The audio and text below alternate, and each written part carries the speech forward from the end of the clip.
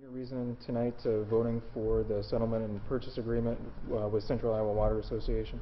Because I think it was the best possible outcome for all the citizens at Dubuque.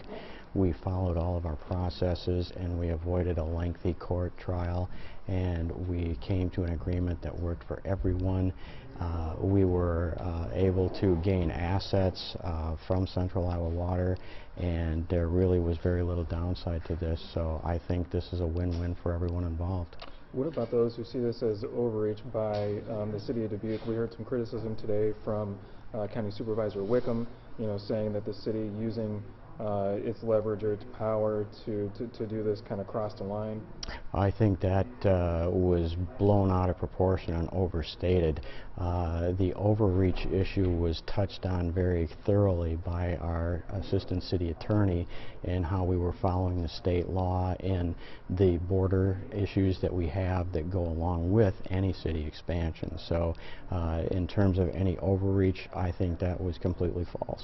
Okay, and then so what benefits is this going to provide for residents, for the city going forward, particularly tied to the Southwest Arterial, as it's currently under construction? Oh, there's many.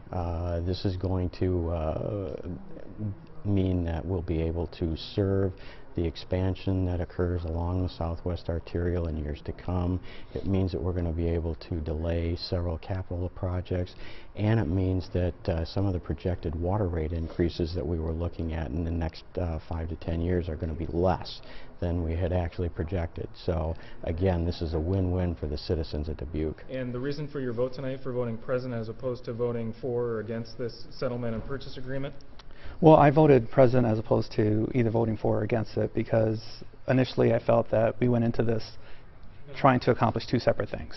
Central Iowa Water wanted to protect the rights and their service area, where the city of Dubuque was just trying to protect more of our Southwest Arterial investment.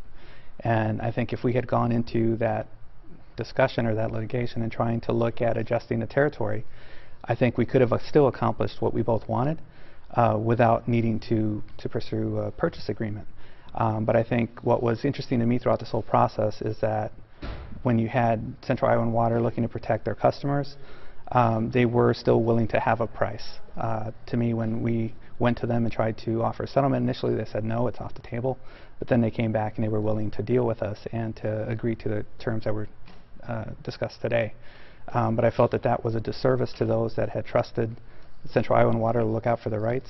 And at the same time, from a city perspective, I felt that we were now taking on additional debt within a situation where perhaps it didn't need to be the total $11 million that it really amounts to. It's 6.1, yes, for the assets, but when you look at the cost to really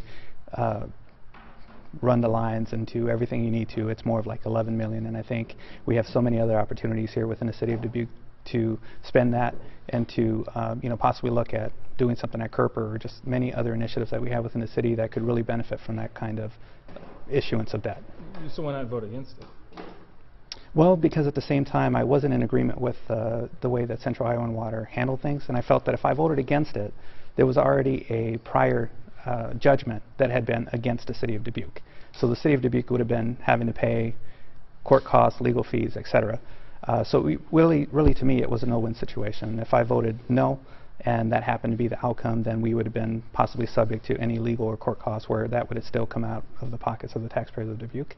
And by supporting it, it would have been approving the higher debt issuance and now, likely some kind of impact to the taxpayers of Dubuque. Even though we did work to try to find alternative funding, it's still debt, and that still has to come from somewhere, and unfortunately I think we will see that impact unless the city staff is to come together at the next budget session and to find ways to cut back.